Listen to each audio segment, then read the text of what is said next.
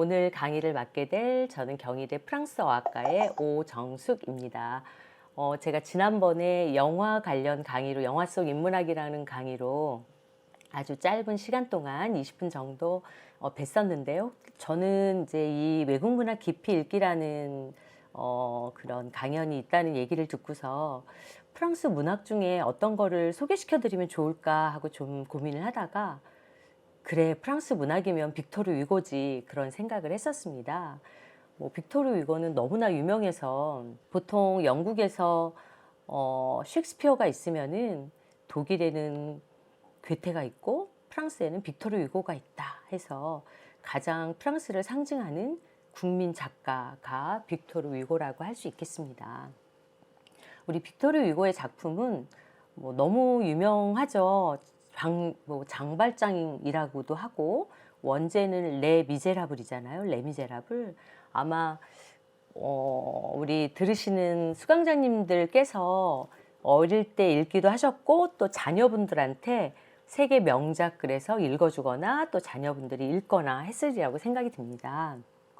레미제라블을 선택할까 하다가 레미제라블도 저는 너무 좋아하지만 특히 또 이 빅토르 위고가 아주 젊을 때 쓴 작품이 노트르담 드 파리예요. 빅토르 위고가 29살 때 출판한 작품이거든요. 그래서 젊은 대작가가 되기 전에 젊은 작가의 열정이 담긴 그런 글은 어떨까 해서 노트르담 드 파리를 선택을 하게 됐고요. 그 다음에 노트르담 드 파리는 또 뮤지컬로도 굉장히 성공을 거둬서 유명하거든요. 그래서 혹시 우리 그 수강자님들 중에서도 노트르담 드 파리를 책을 혹시 안 읽으셨어도 뮤지컬을 보신 분이 있지 않을까라는 생각이 듭니다. 그래서 저는 이제 어떤 제목을 할까 하다 숙명, 사랑, 연대를 생각하다 이런 제목을 이 제목은 사실 레미제라블에도 얼마든지 적용이 될 수 있는 그런 제목인데요. 특히 이 뮤지컬은 노트르담 드 파리는 어떤 숙명적 사랑을 다룬 뮤지컬이기도 하면서 소설이다 이런 얘기를 많이 하거든요. 근데 우리가 숙명적 사랑이 숙명이야 운명이야 그러면 한편으로는 되게 좋을 수 있지만 한편으로는 뭔가 왜 좀 숙명적이야 그러면 뭔가 불길한 느낌 같은 것도 올 수 있잖아요. 그래서 죽음이라든가 이런 것도 좀 숙명이라는 키워드가 연관이 돼 있고 그 다음에 아까 우리 이전님이 얘기해 주신 것처럼 빅토르 위고의 인간에 대한 따뜻한 마음 이런 것이 잘 드러나 있는 작품이 아닐까라는 생각이 듭니다. 자, 저는 오늘 빅토르 위고에 대해서 레미제라블 지난번에 혹시 수업도 강연 들으신 분은 빅토르 위고 사실 너무 잘 아실 것 같은데 그래도 위고에 대해서 또 얘기를 안 하고 수업을 진행할 수 없어서 위고에 대해서 좀 얘기 좀 하고요. 그 다음에 노트르담 드 파리라는 작품에 어떤 역사성을 갖고 있고 어떤 낭만성을 갖고 있는지에 대해서 좀 보고 빅토르 위고의 소설 미학이 뭐냐 말은 좀 거창하지만 간단하게 한번 보도록 하겠습니다. 자, 우리 국민 작가라고 제가 소개를 드렸는데 빅토르 위고는 1802년에 태어나서 1885년에 죽었거든요. 제가 다음 장에서 보여드리겠지만 빅토르 위고가 태어나서 살았던 굉장히 오래 사셨어요. 19세기에 83세까지 사셨으면 정말 오래 사셨죠. 이 시기가 프랑스 역사에서 가장 혼란스러운 약간의 피해 80년 아니면 피해 100년이라고 불리거든요. 그래서 요 얘기는 제가 조금 더 그래서 가장 역사의 격동기를 살아냈던 그런 작가였습니다. 빅토르 위고의 사진 한번 보시면 정말 왜 우리가 꿈꿨던 대작가, 대문호, 철학가 이런 모습을 그대로 갖고 있는 것 같아요. 외모에. 이 수염도 막 너무 멋있게 저렇게 나이 들어야 될 텐데 막 이런 느낌 줄 정도로 호감형 외모를 갖고 계신 그런 분이시죠. 우리가 빅토르 위고는 우리나라에서는 레미제라블의 작가로 유명하죠. 소설가이기도 하고 또 노트르담 드 파리의 작가이기도 한데 사실은 굉장히 많은 시를 발표한 시인이에요. 그 다음에 또 희곡 작품도 많이 써서 극작가이기도 하고요. 그 다음에 이 부분도 또 아시는 분도 있으실지 모르겠지만 사실 그 빅토르 위고는 국회의원이었기도 했었고 또 나중에 상원의원도 되기도 합니다. 그래서 정치인이기도 했어요. 근데 지금은 작가로서 사실은 더 알려져 있죠. 그러니까 그러니까 정치인의 생명은 그 시대에는 길 수 있지만 문 예술가의 생명은 더 긴 것 같기는 해요. 그래서 빅토르 위고는 예술가로서 지금 굉장히 존중을 받고 있고 또 이 아카데미 프랑세즈 회원이라 그래서 이 아카데미 프랑세즈가 루이 13세 때 굉장히 전통 있게 만들어진 인문, 사회 그쪽에서 정말 프랑스의 명예를 빛낸 뭐 대작가라든가 대예술가라든가 대학자 이런 분들이 들어올 수 있는 굉장히 영광스러운 자리거든요. 우리나라에서는 보통 할리몬이라고 하는데 이 아카데미 프랑세즈에도 되게 젊은 나이에 들어갔어요. 여기에는 막 서로 들어가고 싶어서 에밀 졸라 같은 작가는 7번이나 낙방을 하고도 못 들어갔었거든요. 그래서 빅토르 위고는 살아서 사실 어떻게 보면 영광을 많이 누리기도 했던 그런 작가라고 볼 수 있습니다. 여기서 낭만주의 작가라고 우리가 흔히 이제 분류를 하는데 낭만주의는 뭐 우리가 이제 문예 사조나 예술 사조를 보면은 이때 19세기는 크게 특히 이런 이제 문예 사조가 되게 프랑스에서 많이 나갔어요. 파급이 많이 됐거든요. 그러면 19세기는 크게 세 가지의 사조가 프랑스에서 막 활동을 했던 시기라고 얘기를 합니다. 하나는 사실주의, 하나는 낭만주의, 그 다음에 19세기 말에 상징주의가 되게 발달했어요. 미술에서는 또 인상주의가 발달을 했었죠.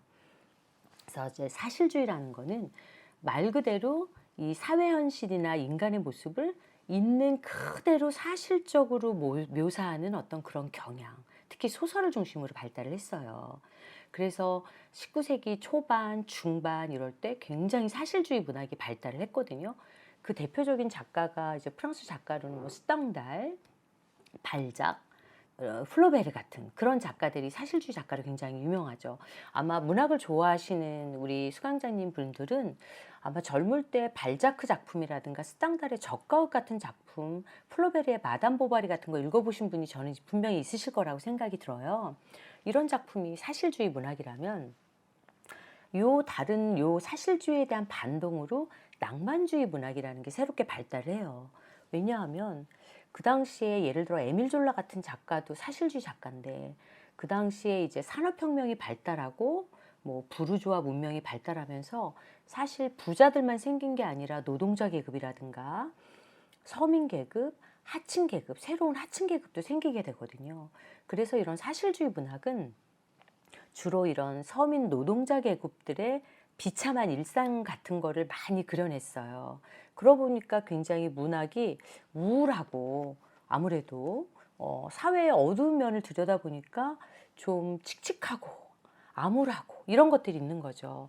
그래서 쉽게 얘기하면 어떤 그런 것의 반동으로 낭만주의라는 게 발달하게 됩니다. 이게 문학에서만 발달한 것도 아니고 그 다음에 뭐 그 예술 작품, 미술에서도 이제 낭만주의가 발달을 하고 그래서 제가 그림을 갖고 오진 못했지만 예를 들어 낭만주의 작품의 대표작 그러면 여러분들이 왜 프랑스 삼색기 빨강, 파랑, 하얀색 삼색기 들고 여자가 옷 거의 이렇게 좀 살짝 벗고서 프랑스 혁명을 상징하는 듯한 분위기로 깃발 들고 막 뛰어가는 장면의 그림을 아마 그 머릿속에 그려지실 거예요. 옛날에 미술 교과서에 나왔었거든요.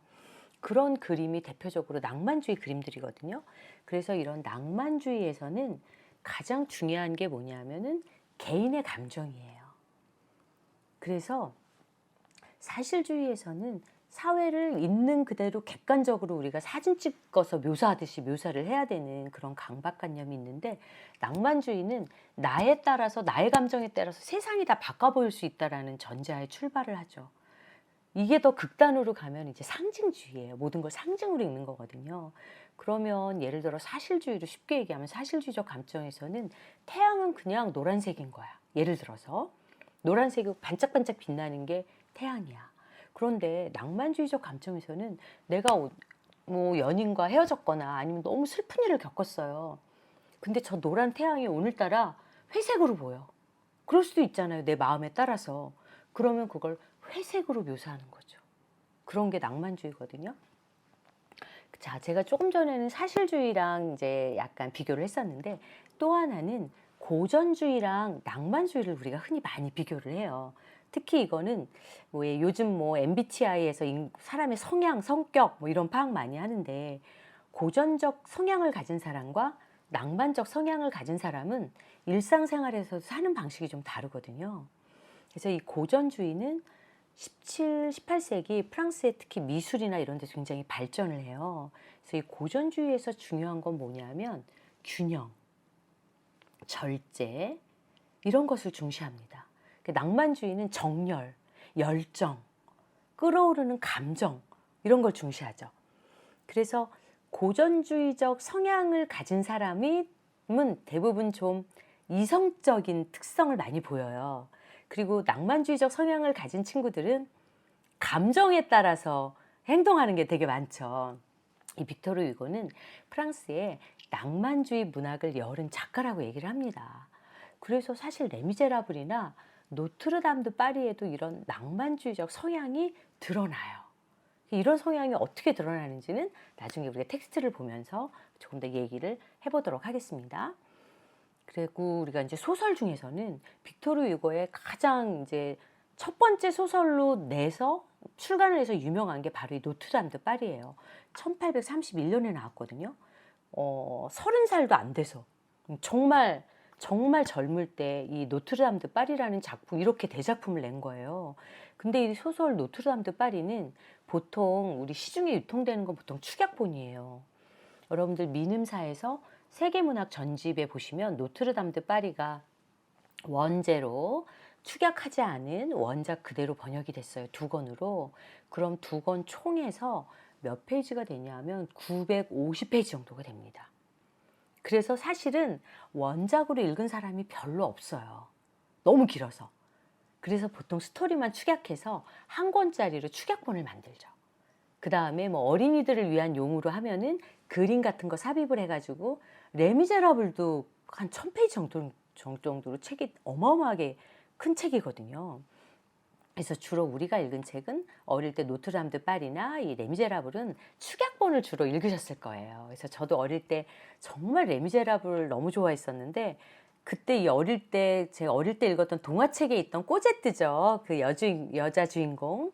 꼬제트 어린 시절에 그 양 맡겨진 집에서 주막하는 맡겨진 집에 가가지고 온갖 그 탄압을 받으면서 청소하고 그런 모습을 담긴 그런 사파잖아요. 네. 자, 근데 레미제라블은 1862년에 발표가 돼요. 그럼 나이가 몇 살에 발표가 되나요? 60세 때가 발표가 돼요. 그래서 이 노트르담드 파리는 또 우리나라에서는 노틀담의 꼽추라는 작품으로 사실은 더 알려져 있어요.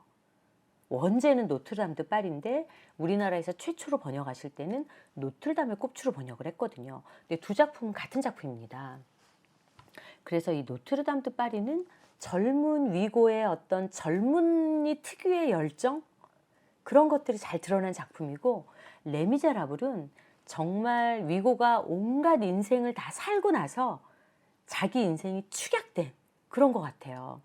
그래서 우리 수강자분들도 제가 보면 되게 연령대가 다양하신 것 같아요. 그러면 저도 10대 때 똑같은 책을 10대 때 읽을 때랑 20대 읽을 때랑 50대 읽을 때랑 너무 다르잖아요. 영화도 다르고 그런 것처럼 이 두 작품도 그런 다른 면모를 갖고 있는 것 같습니다. 자, 위고 사진인데요.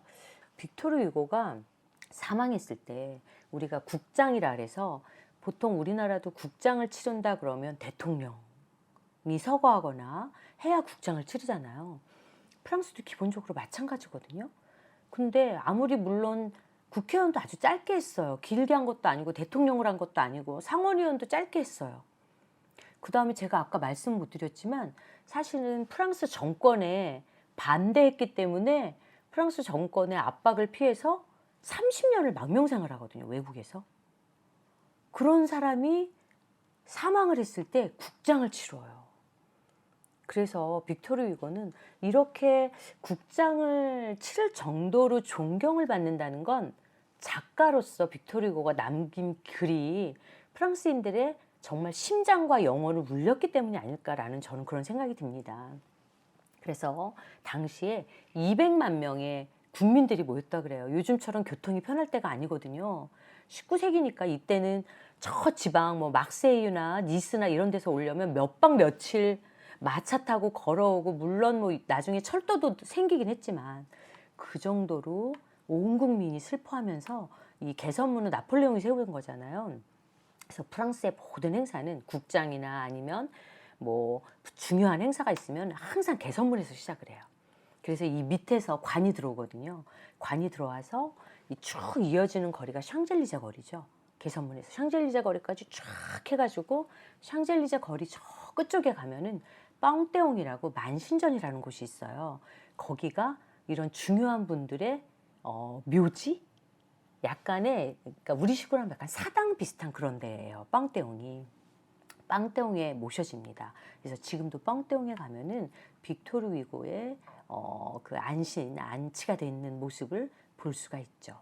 그래서 우리가 정말 국민 작가구나라는 게 이런 장례식만 봐도 볼 수가 있습니다. 그 다음에 우리가 프랑스의 조각가 그럼 로댕 너무 유명하잖아요. 오기스트 호댕. 우리 호댕이 또 빅토르 위고 조각상을 남기기도 했고요. 그 다음에 프랑스를 대표한 대학 그럼 소르본 대학이잖아요. 이 소르본 대학에서도 그 이제 캠퍼스에 마당이 조그맣게 있어요. 거기에 보면은 빅토르 위고의 동상이 있습니다. 이것뿐만 아니라 뭐 빅토르 위고의 흔적은 어마어마하게 어디나 많죠. 자, 우리 이 왼쪽에 보면은 프랑스가 제가 아까 피해 100년이라 그랬는데요. 정말 이렇게 정권이 자주 바뀌고 이런 적이 없었어요. 우리가 프랑스 하면 빼놓을 수 없는 게 프랑스 대혁명입니다.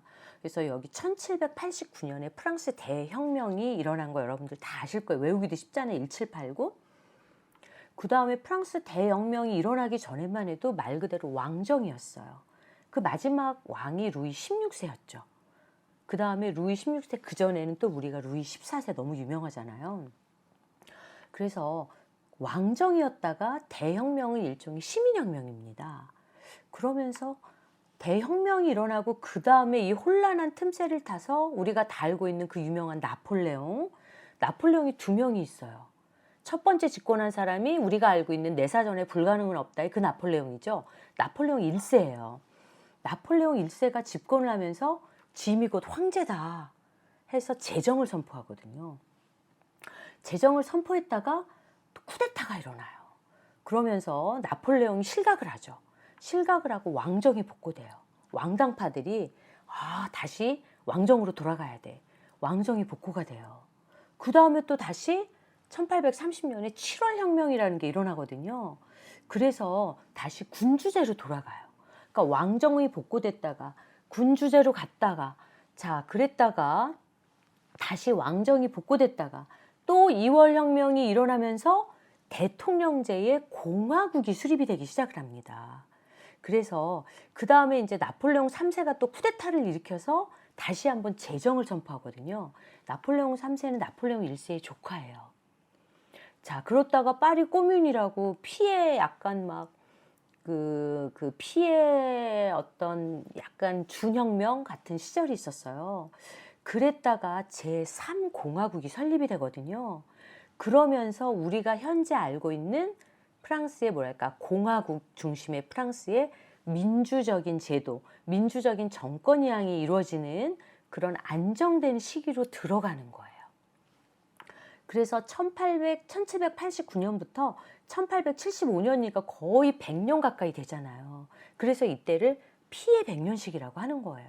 그래서 이런 프랑스의 역사랑 이 빅토르 위고의 삶이랑 문학작품은 굉장히 밀접하게 연관이 돼 있죠. 그래서 그 빅토르 위고가 1802년에 태어날 때는 아버지가 나폴레옹의 치하의 아주 큰 장군이었어요. 그래서 빅토르 위고도 자연스럽게 나폴레옹을 추종했었죠. 그랬다가 결혼도 엄청 일찍 해요. 우리도 옛날에 결혼 일찍 했잖아요. 20살 때 결혼해서 제 자녀도 낳고 아들들도 낳고 딸들도 낳고 뭐 잘 살아요. 그러다 제가 여긴 다 건너뛰었지만 굉장히 유명한 막 시집들도 발표하고 희곡도 발표하고 그러다가 1831년에 노트르담 드 파리라는 소설을 출간합니다. 근데 이게 그 당시에 어마어마하게 사랑을 많이 받아요. 그래서 그 다음에도 또 문학작품을 많이 내죠. 그래서 1841년에 아카데미 프랑세즈에 입회를 하거든요. 그럼 이때가 40살이 안 됐을 때 39살이거든요. 1843년에 너무너무 사랑하는 둘째 딸이 샌드강에서 사위랑 물놀이를 하다가 사위도 죽고 딸도 죽는 익사사고를 당합니다. 근데 이 딸을 너무 사랑했거든요. 그래서 절필을 선언해요. 나는 더 이상 글을 쓰지 않겠다. 자, 그러면서 정치적인 입장이 바뀌어요. 그래서 한때는 나폴레옹을 지지했었고 한때는 왕정을 지지했다가 이런저런 정치적인 걸 다 겪어보니까 공화정이 진정하게 민주주의다라는 걸 깨닫게 됐죠. 자, 그래서 공화정을 지지하게 되면서 지금 이렇게 왕정이 복고되잖아요. 2월 혁명에 왕정이 타도됐다가 나폴레옹 3세가 쿠데타를 일으켜서 다시 제정으로 돌아가거든요. 그러면서 브뤼셀로 망명을 가게 돼요. 더 이상 여기에 살 수 없게 되는 거예요. 정치적 탄압을 피해서. 브뤼셀로 갔다가 영국으로 갔다가 파리로 다시 돌아온 게 1870년이에요. 제가 아까 30년이라 했던 것 같은데 19년 만에 귀환을 하거든요. 망명에서 돌아오거든요. 그래서 물론 레미제라블은 1862년에 외국에서 영국에서 다 작품을 써가지고 어려운 시기에 출판한 거예요. 그러면 너무 정말 이걸 운명이라고 해야 되나? 우리 레미제라블에 보면 남자 주인공 장발장이 너무 가난해서 너무 배가 고파서 빵 하나를 훔친 죄로 옥살이를 하잖아요. 옥살이를 몇 년을 해요? 19년을 하거든요. 근데 레미제라블은 1862년에 나왔어요. 근데 본인이 실제 얼만큼 망명생활을 했어요? 19년을 망명생활을 했거든요. 그러니까 마치 운명처럼 장발장과 비슷한, 사실 뭐 도둑질해서 감옥 간 건 아니지만 내가 사랑하는 나라에 내 맘대로 돌아올 수 없으니까 감옥에 갇힌 거나 똑같은 거잖아요. 그래서 이 레미제라블의 장발장은 본인의 어떤 그런 망명자로서의 외로운 처지, 이런 것들이 되게 잘 담긴 그런 작품이라고 볼 수 있습니다. 자, 파리에 귀환하면서 이제 정권이 바뀌기 시작을 하죠.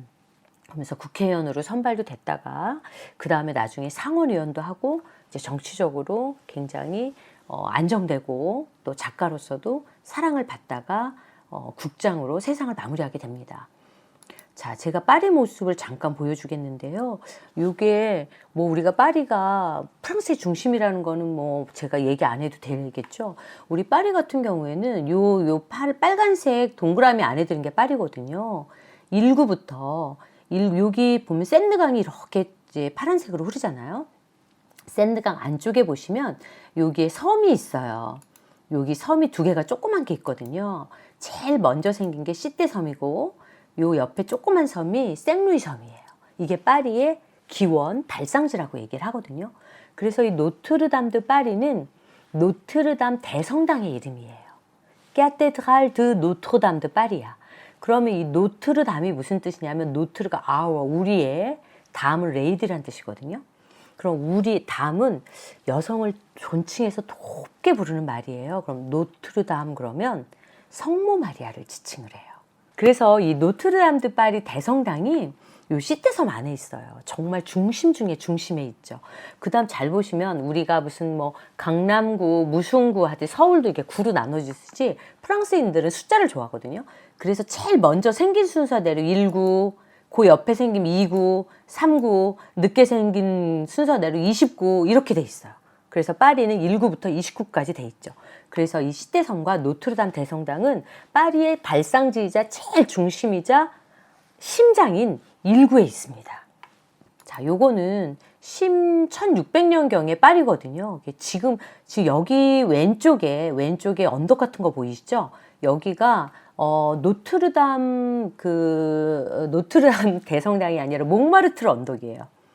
그러니까 이때만 해도 여기 사람 하나도 안 살고, 여기 지금 시떼섬 보이시죠? 노트르담 대성당 보이시죠? 이게 12세기부터 건축이 뭐 한 800년에 걸쳐서 오랜 세월에 걸쳐서 건축이 된 거거든요. 노트르담 대성당이 이 시떼섬 안에 있는 거예요. 그리고 이 섬 주변에, 여기가 섬 주변에 왼쪽에 궁전 하나 보이는 게 루브르 궁전이에요. 그래서 이게 16세기, 그러니까 15세기, 16세기의 파리의 모습인데, 우리 노트르담 드 파리 소설의 배경이 15세기거든요. 그러니까 그때 파리가 이런 모습이었다라고 생각을 하시면 될 것 같아요. 자, 우리가 여기 지금 노틀담 대성당이라고 섬 한가운데 십자가 모양 보실 거예요. 여기가 노틀담 대성당이 있는 시대섬이거든요. 그런데 빨간색으로 오른쪽 좀 윗부분 보면은 메종드 빅토르 위고라 해서 빅토르 위고가 살았던 집이 지금도 박물관으로 보존이 돼 있어요. 그래서 여러분들 혹시 파리에 가실 일 있으면, 제가 지난 9월에 파리에 갔다가 어떻게 하다 빅토르 위고가 살던 집을 그동안 한 번도 못 간 거예요. 제가 파리에서 7년을 살았는데. 그래서 정말 뒤늦게 요번에 갔다 왔거든요. 뭐 예전에 국회의원도 하고 돈도 많이 벌고 그래서 집도 너무너무 좋아요. 그리고 안에 그대로 다 보존이 돼 있거든요. 그럼 잘 보시면 빅토르 위고가 살던 집에서 노틀담 성당까지 거리가 되게 가까워요. 걸어서 한 20분? 15분? 그래서 이 빅토르 위고가 늘 이쪽 성당 있는 쪽으로 늘 산책을 갔던 거예요. 젊은 빅토르 위고가. 산책을 가다 보니까 이 성당이, 자, 이제 성당 모습이고, 이 성당이 이제 섬에 있기 때문에 양쪽이 다 다리로 돼 있어요. 풍광이 너무너무 아름답죠. 그래서 여러분들 파리에 가셔서 혹시 유람선 타보신 분 있을지 모르겠어요. 이렇게 유람선 타시면 이 근처가 제일 아름답거든요. 유네스코 세계문화유산 지역으로 지정이 된 데가 노틀담 대성당 주변의 한강 유역이에요. 그래서 이쪽을 지나가시게 되거든요. 지금 모습은 이렇게 아름다운데, 지금 이 사계절 모습은 정말 너무 아름답잖아요. 여기 스테인드 글라스도 너무너무 아름답고. 그래서 여러분들이 아마 파리 관광을 가시면 반드시 가실 건데, 기억하시나 모르겠어요. 2019년에 노틀담 대성당에 화재가 났었습니다. 그래서 보시면은 여기 장미의 창이라고 이 스테인드 글라스 너무 유명한 여기가 다 탔죠. 지금은 복원 작업이 거의 끝나가기는 해요. 자, 그런데 이런 일이 빅토르 위고가 살던 시절에도 있었다는 거예요. 자, 한번 보시면은, 자, 빅토르 위고는 왜 노트르담 드 파리라는 노틀담 대성당을 배경으로 한 소설작품을 쓰게 됐을까? 그 집필 동기가 첫 번째가요, 남녀의 사랑을 보여주자. 이거는 어떻게 보면 세 번째 이유예요. 첫 번째 이유가 뭐냐면은 위기에 처한 노틀담 대성당을 구원하자예요.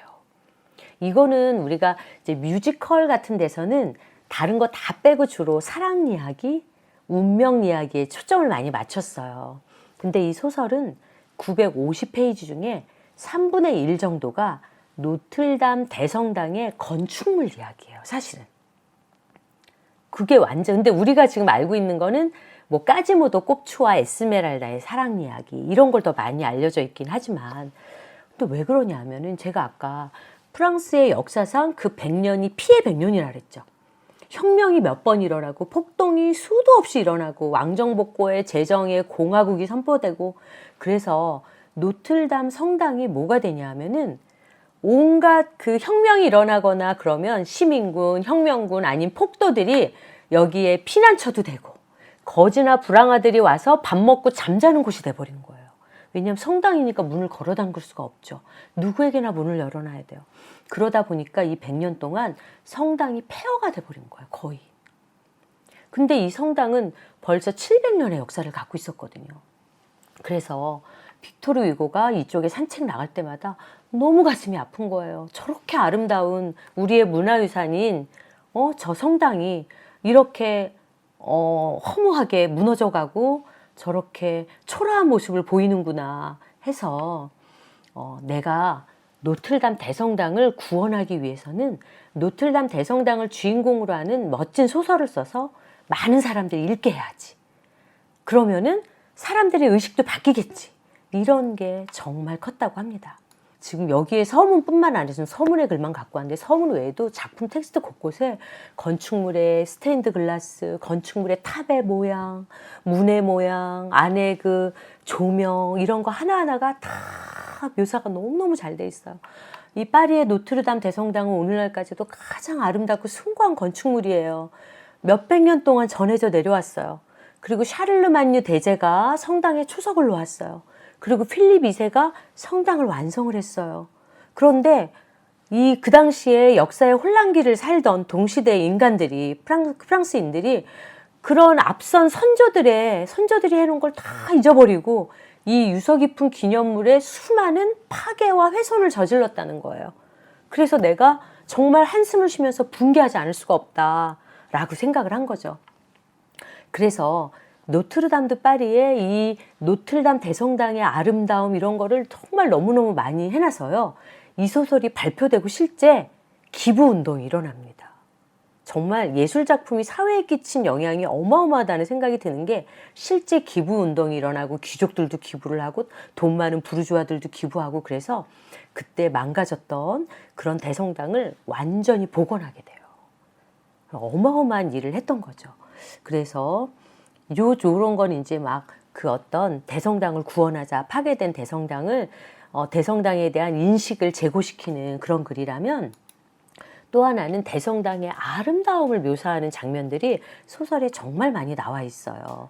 자, 이미 다 읽으셨겠지만 여기서 창이라는 거는 그냥 창으로만 했지만 이 스테인드 글라스를 얘기하거든요. 그래서 이런 아름다움, 이런 게 사실 문학 작품에 너무너무 많이 나와 있어요. 그래서 저는 여기서는 딱 요 정도만 보여드릴 거예요. 그러니까 성당에 대한 자신들의 문화유산에 대한 사랑과 애착이 얼마나 강했는지. 그래서 이렇게 프랑스의 국민들이 그 빅토르 휴고를 존경하고 사랑하는 저는 커다란 이유 중에 하나가 본인의 역사와 문화유산에 대한 자긍심과 애정 때문이 아닐까라는 생각이 들어요. 예를 들어서 우리의 어떤 작가나 어떤 예술가가 경복궁이든 뭐 우리의 문화유산을 막 그게 뭐 약간 훼손당한다거나 이런 거에 아쉬움을 갖고 그런 거에 대한 애정을 평생을 표하고 그러셨던 분들이면 존경을 받을 수밖에 없을 거 아니에요. 그런 면이 크지 않았나라는 생각이 듭니다.